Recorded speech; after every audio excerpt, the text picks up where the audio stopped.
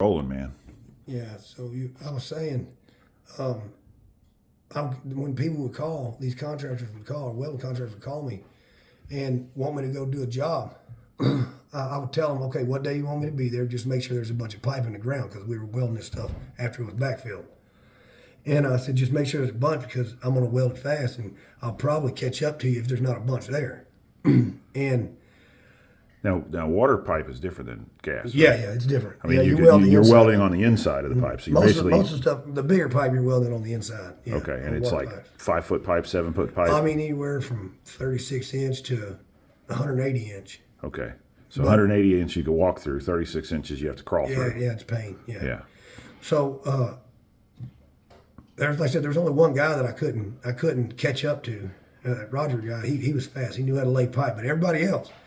I'd tell them, hey, these are guys in excavators picking up pipe and moving. Yeah, these pipe guys digging the ditch, and slinging the pipe, everything, putting it down, setting it on grade, all that stuff. I mean, there's a bunch of stuff they got to do to it to get it in the ground, but they're not that fast at it. Okay. And I could weld them faster than they could lay them, so that's why I tell them, have a bunch of pipe, so I'm not just standing around not doing anything.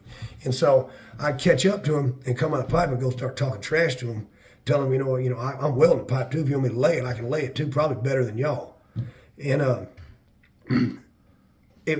so when you get up there to it, or when you get up to where the front end's at, there's a bunch of like stalls in the way, and you can't get through the pipe to get in there. And they're like, well, that's how they would try to slow me down.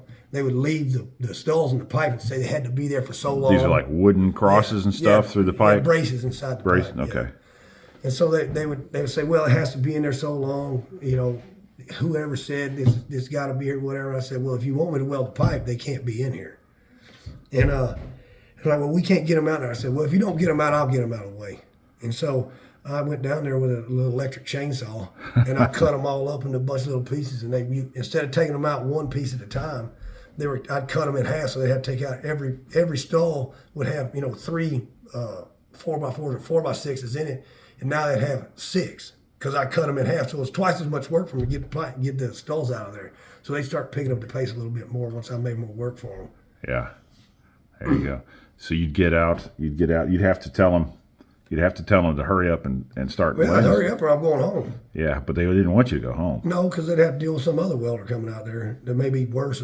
But I doubt they're better, but they're probably worse. Right, but you said there was only one guy that was any faster than you in the whole industry that you could find. They could lay pipe faster than I could weld it. Yeah, there was only one guy. Roger. One guy that could lay it faster. Yeah. But you never found a faster welder, did you? Faster than you? I never. There's time like you get a bad joint sometimes and it'll slow you down. But like if on a fair equal playing field, I don't know who could have done it. I never met them. I'm not saying that they're not out there. I just never ran across them. You never ran across one on one of the jobs? No, they didn't have as much interest in it as I did. So some people are just like okay with. All of them were just like they didn't care. They were just. They wanted to weld fast and get money, but like they didn't put the effort into it that I put into it to make sure it was as good as it could be and fast. As efficient. Yeah, it was 100% efficient. You planned just in time. Everything was just in time. You planned everything, and you had your equipment ready. Yep. And you weren't all my troubleshooting set up equipment. Way better. Yeah, I didn't troubleshoot equipment out there. No, you had it already figured out. I did that at night when I go home. There you go. Good gracious, that's some cool stuff, man. That's pretty neat that you get paid by the joint. You don't get paid by the hour. So you make all your money while you're there at work. Yeah. You don't make money troubleshooting equipment during the day. You do that when you're not welding. Right. Good stuff, man. I've enjoyed all these stories on this welding career that you've had throughout your life. It's pretty neat. You have a lot of good stories, man. Thanks, Kevin. Thanks again. Metal and Wood channel, like, subscribe, thumbs up, like that, boom, and take care. Bye.